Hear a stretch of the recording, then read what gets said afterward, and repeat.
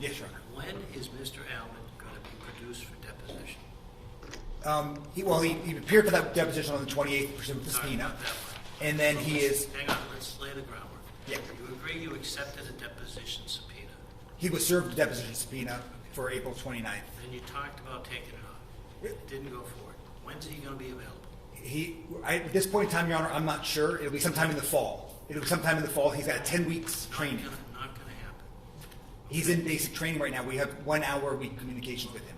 And I don't dispute what you're telling me, but I'm not going to simply rely upon a statement in court that a witness can't be produced until the fall. So go find out when he can be produced before that. Okay. I will, Your Honor. Try. We won't be able to talk to him until Saturday. I'll talk to him Saturday briefly and see what we can figure out. But it's not a matter of figuring it out. It's a matter of you saying to him, there's a duly issued subpoena. As I said in one of my pleadings, in this case, which you weren't involved in, a subpoena needs to mean something. Just as an attorney agreeing to continue needs to mean something. And it shouldn't end up in front of me in these circumstances. I appreciate that, Your Honor. We're in a situation where we learned on the 20th and we let them know the same day. I know they say there's games here. We informed them the same day that we found out this information, that he had been accepted into the military and had a shipment date of June 2nd. We said, please take his deposition during this period of time, because I know you want to take it. And at that point in time... Let's not put aside the fact that you represent him in another case. Certainly. Right? That was filed not that long ago.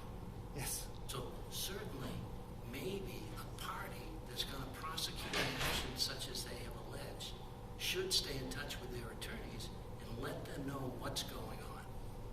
Certainly. And we know what he's going through his first 3 weeks school, and then when this ends, he'll go to 10 weeks basic training. We're not sure where that will be.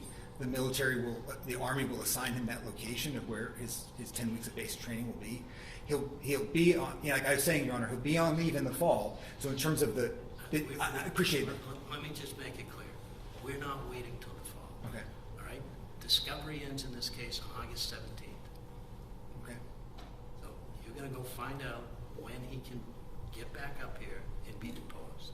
Okay. Now let's talk about the status of any discussions between the attorneys as to the scope of the production.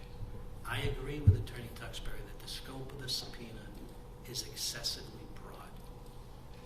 And I know there have been discussions, but I don't know where you're at now. Have you had any recent discussions? No, the discussions are what are laid out. And if Your Honor is inclined to ask us to, we can continue to work on the document side and report back to you in a few days. Great. Yes, I mean, we made our proposal, Your Honor, with respect to, issues about what this case is about, which is the death of Officer O'Keefe on the night of January 29, 2022. He searched for all communications with law enforcement for the entire period of time and looked for other ones. We never heard back. We got this motion in response to that. I mean, we're happy to look at other stuff here, but I think, to your point, the asking for private conversations, communications, really, from our perspective, is a non-starter without being tied to this case. To you, Attorney Rosenberg, collective you, let's keep in mind, okay, that I know there's the other case, but you're talking about a non-party. Understood, Your Honor. And I don't know if you would want to, but I'm happy to get some thoughts from you about because what Mr. Tuxbury is referring to is the extremely narrow two categories that they said, we'll search for these and we don't have any documents. We search and we don't have any documents other than the text chain that's already public record. So I think that is certainly too narrow. But I also take your point to me that as it stands, the subpoena is too broad. There is obviously, as you are aware, Your Honor, there's more than wrongful death alleged here. The false narrative is part of the claims the plaintiffs have brought in this case, and that obviously relates to much longer than January 28th and 29th, 2022. So to the extent, A, there's burden. I don't know that it extends 4 years. And I'm not trying to argue it because I don't understand that you want to decide that as a fact right now. All I'm saying is it's broader, and this is kind of my point. I think it's broader than what Mr. Tuxbury and his team interpret it. You're telling us that you think it's narrower than what we interpret it, and that's taken, which is why I suggested we have a conversation about maybe meeting somewhere in the middle, and I'm fine doing that. When can you have the conversation? Tomorrow? Sure. Yeah, I'm open to a call anytime. Just call me. I'm available tomorrow afternoon. We have a meeting for something else tomorrow afternoon. It's So not me that has to call you. I understand. It's anyone. Damon can call me. I never know who has to call me because there's allocation of attorneys, so you have to know who you're talking to. But yeah, I can have a conversation about that. But obviously, as you know, this is a wrongful death case with again, there's an intentional infliction claim based on a false narrative. In many respects, that false narrative claim is the other side of the coin of the wrongful death, right? If she has said things that someone else did it, and they show she actually did it, a priori, false narrative. It's not the defamation case.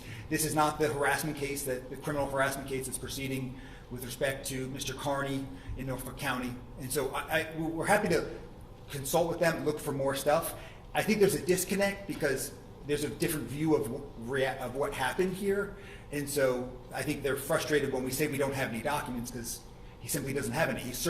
We're willing to consider searching for more and expand the time scope of that search, but in likelihood the answer is going to be the same. I understand you stand before me representing a non-party. Yes. But we're all aware of the other case in which certain allegations have been made. So you're going to have to do some of those searches sooner or later. Of course, Your Honor. I think what I'm just trying to do, I think, following the guidance of this court, this case is the wrongful death case. We're going to do discovery, and we're doing discovery in the defamation case, and we're going to get document requests, I'm sure, that will be broader than that. That's a different case here. And so the issue I have, Your Honor, as a third party here in this matter, is resource issues, right? It's quite expensive here. We're going to have to do this in the defamation case. That's going to be different and separate apart from this one. So all I'm trying to do, Your Honor, is kind of ensure that not needlessly harassing a third party here in this action. I appreciate what you're saying, Your Honor. We're going to produce those documents in response to the RFPs when we get them, right? Obviously we are. We've already gotten one set of RFPs from Ms. Reed in that case too.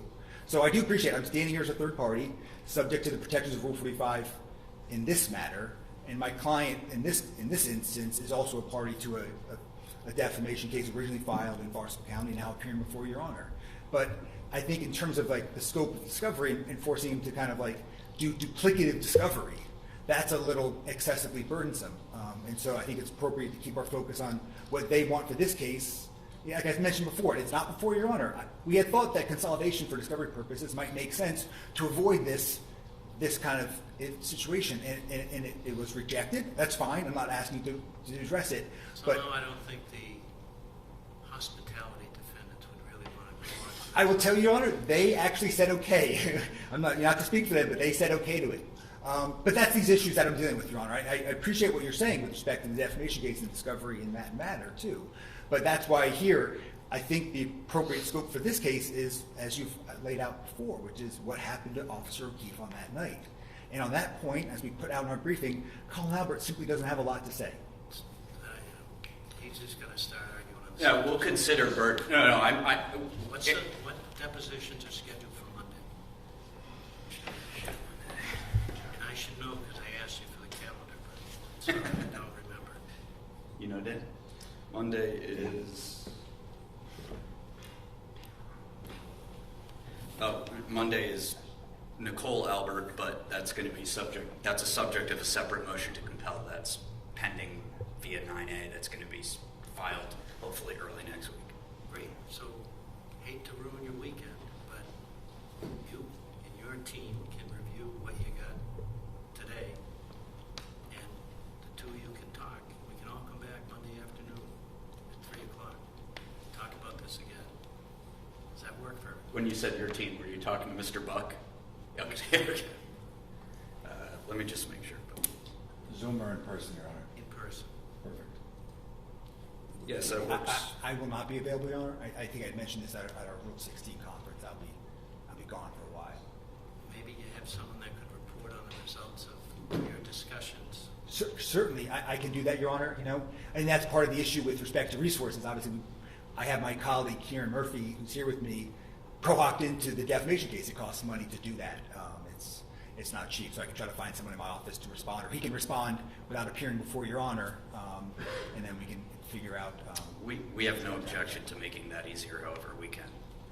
Say that again? To the extent there's a way that Mr. Murphy can appear, we're fine.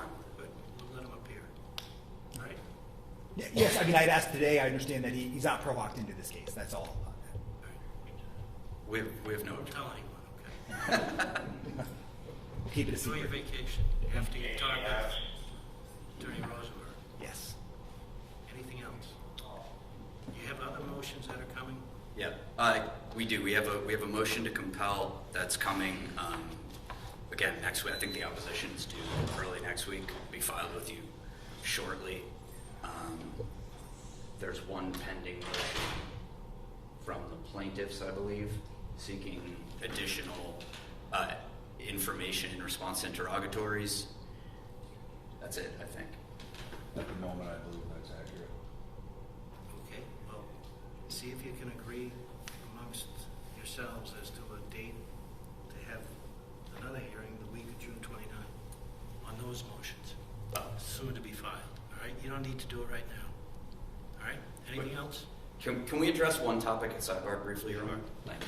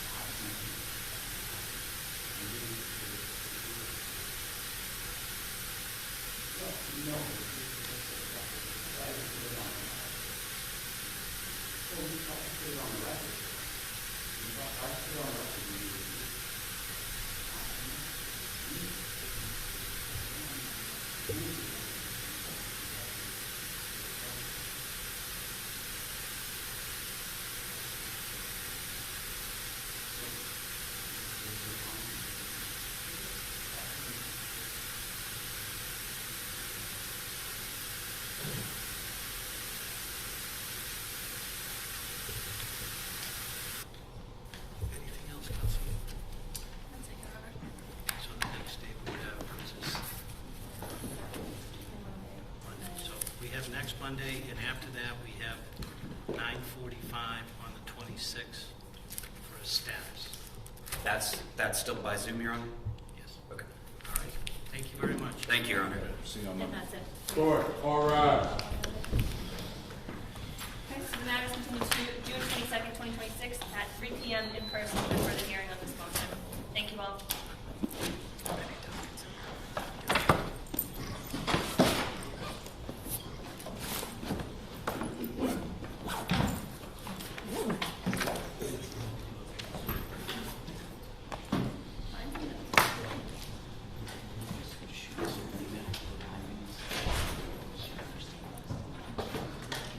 I'll try to remember. Yeah. Just say, As we. yeah. As we.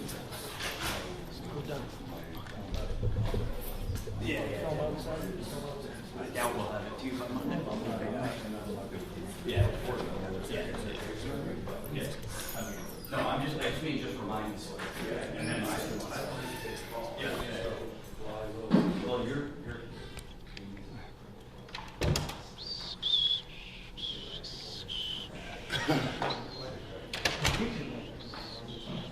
Good job.